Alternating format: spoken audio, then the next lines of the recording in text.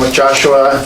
But before we get to that, I would like to open it up for any changes or comments on the minutes. And if folks would like, we can take a few minutes if you want to review them and provide any comments, and then we can move to approval. So I'll give just a couple minutes to take a look.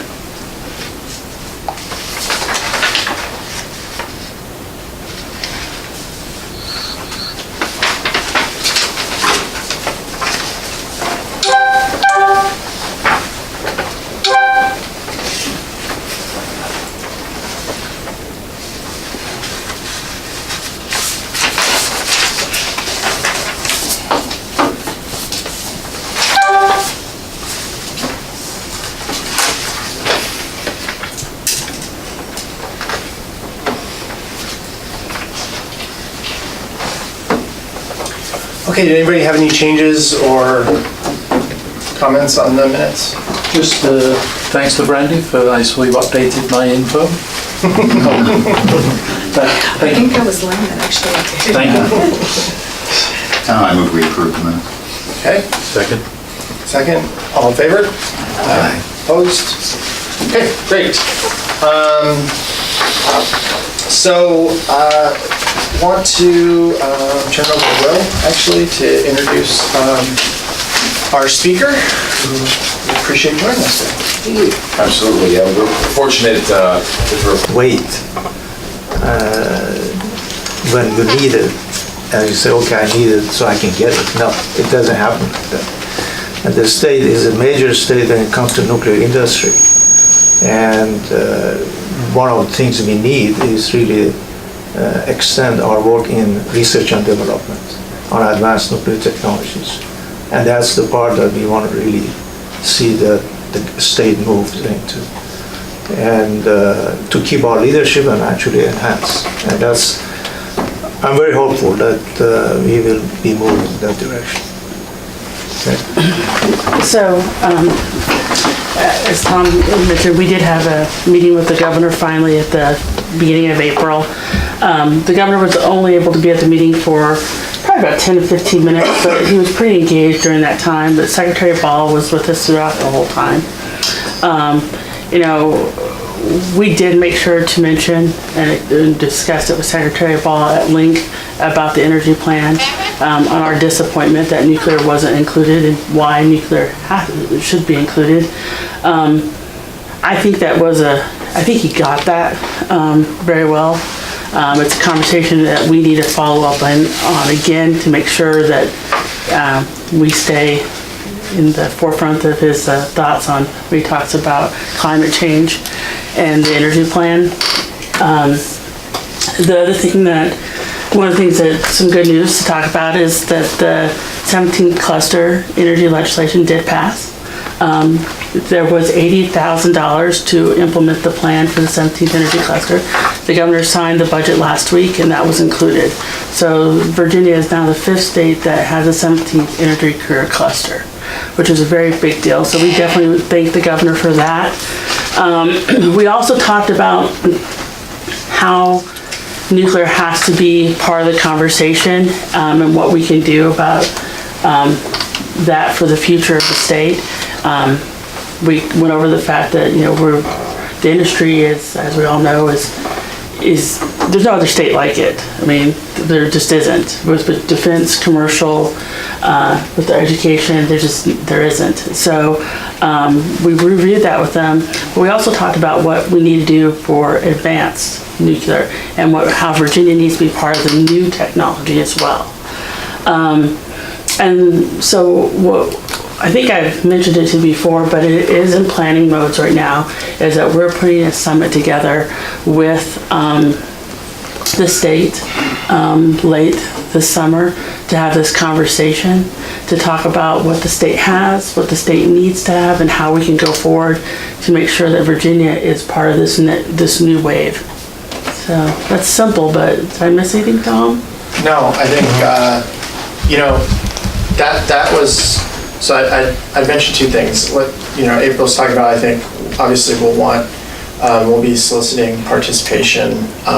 Yes, you all will be hearing from me soon. Yeah. But the kind of idea that we put forth with the governor and the secretary, we need to convene and start regularly convening this conversation of how does Virginia capitalize on the talent that's in the state and be a coordinated, have a coordinated effort on this going forward. So they like that idea. There's incentive for the state because it can attract, new projects, new investment, that kind of thing. And I think for us, it can help coalesce some of the resources and bring greater focus on the importance of moving these types of projects forward. So look for that. I think it'll be a great opportunity. And I think it really is starting the conversation. It's going to be something that we're going to have to keep. Yeah, it's going to be a process, but I feel strongly that this is a big step in the process. From a year ago when we first sat down with Will and BDP, we just had made a lot of strides. For them to we all know nuclear is here in the state, but know that it's an asset, and that it's an asset that we need to take care of, and that the industry changes, and so by taking care of that, we need to be supportive of the new technologies. And I've got some really great feedback from working with your office. I love Trey, he's great. I just have gotten the agenda put together, and the basic plan is mostly approved, but now it's just like filling in the holes with some speakers and getting the invite list out. But it's not going to be a meeting of 200 people. It's not going to be that. We want this to be a pretty, I say 40 people, but more intimate conversation of what we have and make a plan to go forward. So. Sure, I was into April's credit too, that VDP now has had in the last year and a half a lot more interest and focus on economic development around the energy sector, and so I appreciate early on setting up that meeting, and we're highly engaged with them on a number. Yeah, I've taken Trey to several of the companies to talk to. I still need to get him out there to talk to a few more, but I tease him. I told him he's on his master's on his nuclear education. He's not quite to his doctorate yet, but he's on his master's. Do you want to mention anything about the Matt's, the workforce for that around the cluster that they're starting some of the activities? Well, there's nothing is solid yet. There's no. So Matt is Matt Kellum, who is here, who's the chair of the Virginia Energy Workforce Consortium. The next steps. Now that the bill is signed, now we know that it's funded, that just happened last week. So we still have some meetings to go into planning with the Department of Education. But one of the things he is also trying to do is understand the numbers of the industry, of the workforce.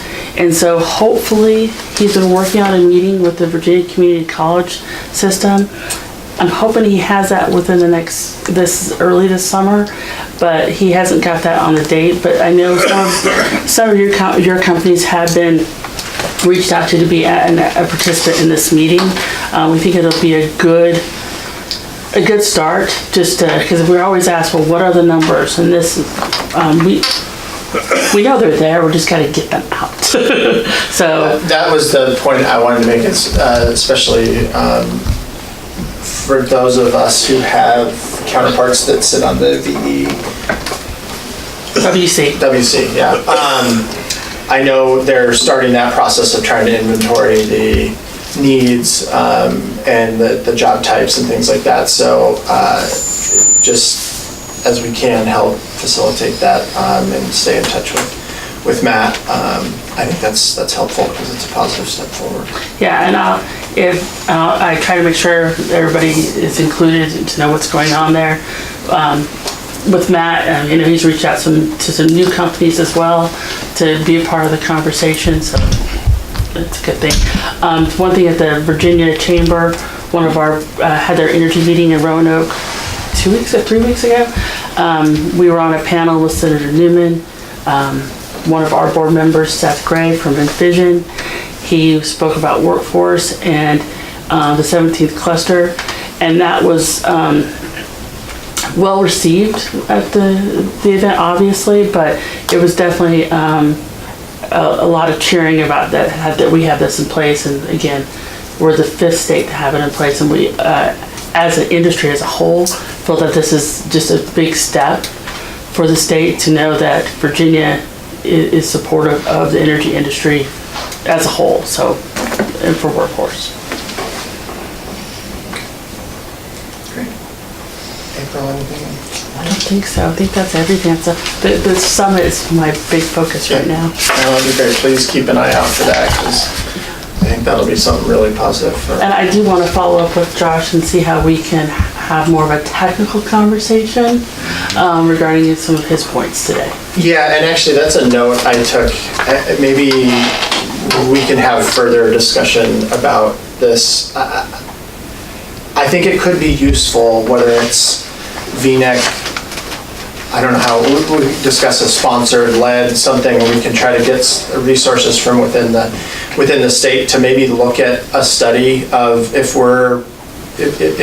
this is the target that the state's going after, where we are now and how we get there in terms of energy generation over the next 20 years or wherever the horizon is, and where nuclear fits into that, because I think that could be illuminating if we start looking at what we have and what would be needed to reach those goals and different scenarios or something. I mean, that can get very broad very quickly, but I think it's something we should maybe think about, whether that's something VNET could lead, because I think it would be helpful to provide, if we could, some of that information to help shape the conversations. Yeah, and I think, we'll take what he said seriously, is to, they're going to start working on the energy plan again next year, so we'll start working early. Yeah, that's great. So before we get on to other updates, so I kind of mentioned this briefly, but I did want to talk about it, Will, for your information and ability to kind of maybe take this back to your office, Tim, as well. So yesterday, as many of you may have seen, Exelon announced that they will proceed with shutting down 3 Mile Island in Pennsylvania in September. They had previously announced that in 2017. There had been a legislative effort underway to try to provide some support for the nuclear plants in the competitive markets up there, and valuing the things like their lack of carbon emissions. That is not going forward. I experienced some of it firsthand over the last few months. We can get into how all that played out if you'd like, but as it relates to Virginia, this is a point we've made. I mean, so I can speak personally from Framatome's perspective. 3 Mile Island's one of our original OEM plants. So right off the top, we're losing, I think, roughly $4 million in outage work this year at that plant. That would have been Virginians going up there and doing the work. We were in line to do the fuel reload in September. That's now not going to go forward. So anyway, and I know there's a lot of other suppliers, many of which have footprints in Virginia, that will no longer be servicing that plant. So it's a big loss for that community and for the state, and that's frankly been our focus, but it spreads beyond that. And I think that's something the point we've made throughout this process is that it's not just the people working at the plant, it's not just the community, it's the impact will be seen far and wide. And beyond that, there is no realistic scenario for replacing that 800 plus megawatts, frankly, with anything but natural gas.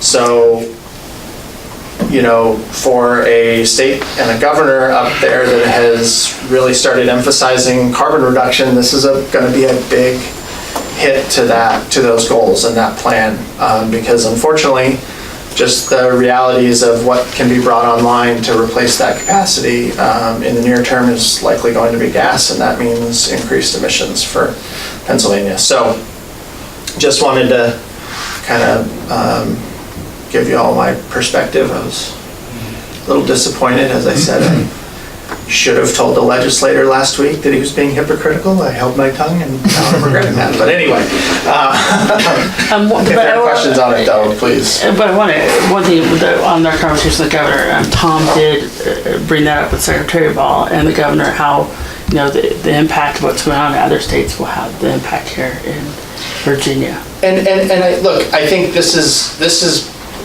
part of the discussion we had earlier, and I think this should be part of the summit discussion, is as Ali mentioned, starting to plan for these types of replacement capacity early. You know, frankly, you can't just flip a switch and put in any energy source quickly, but nuclear especially takes time. And you know, it's great that Dominion is extending the life of Surrey and North Anna, but eventually those will be decommissioned because they'll reach the end of their usable life, and we should try to figure out what replaces that. So, and that takes planning. So, anyway, for what it's worth. Okay. Will, I think we're going to turn it over to you on the appointment renewals, or are we going to have a discussion on that? Sure, just as I mentioned, the Secretary of the Commonwealth, I think our representative is Maribel Ramos, should be reaching out. I don't know if that's happened yet, but I will confirm that will happen here shortly, just to for those who are up for reappointment and those who are all eligible, I believe. If you would like to seek reappointment to have that effective July 1. And so I will confirm with her that either email's going to come out from her to you or directly, or it'll come from me, just confirming that. Okay, and we also have our appointment certificates for everybody. So let's see. Over to them beforehand and to us as well on the conversation, what points we'd like to see addressed and discussed about. Sure, I feel like we could arrange to have those authorities represented, wind and solar / storage. Yeah. Well, so why don't we do this? I'll take the action with Brandy, and maybe we can pull together kind of a agenda for the discussion that we can propose to them, what we, and I think it's worth we'd be happy to come and sit with at their meeting as well if they see value in that, just so it's not just, you know, a one-sided thing. And kind of go from there. And then again, I think depending on Rita's confirmation, we can reach out to her as well if that works for folks. Were there any other ideas that people have had on potential speakers? You know, we've got the nuclear medicine listed, WXT. Whenever, you know, it's timely, I can get someone to come in That'd be great. to talk about the R&D and what we're doing. Perfect. That'd be great. But I really like the idea though of getting representatives from the authorities to get it, Yeah. let's get together as a group. And I think with the energy plan and what we have to do in advance, I think it's best to get them on Yeah, the okay. schedule as soon as possible. We'll make that. I would be interested in somebody for talking about the new modular reactors. I know you're involved in doing engineering for that. The micro reactors. I mean, that's something. Micros or are you thinking new scale or are you The thinking? new scale. New scale. Oh. We can get new scale, we can get, in fact, one of the new scale board members is in the state. Yep. We can get that to happen. Yeah. Two, that's right. Because I am too. That's right. This is clearly one of the directions that things are going, and we should be not stuck back in what used to be, but sort of what will be. Great. Okay. All right. And then we have the dates here for the proposed meetings. What I would ask is just everybody double check and make sure that those are still workable. And- They sent out calendar invites as we've been sitting. Yeah, and if we can, well, we already have the calendar invites, right? Huh? They The just sent calendar it. invites already went out, or? The September and, no, there's, Those Yeah, haven't gone they did. They went out while we've been sitting here. Yeah, I'm seeing response. out. Okay. oh, no, I meant the final, that they were set. All right. I Gotcha. sent that out. Okay, great. Was there anything else anyone wanted to raise before we open it up? Okay. All right, so we will open it up for public comment.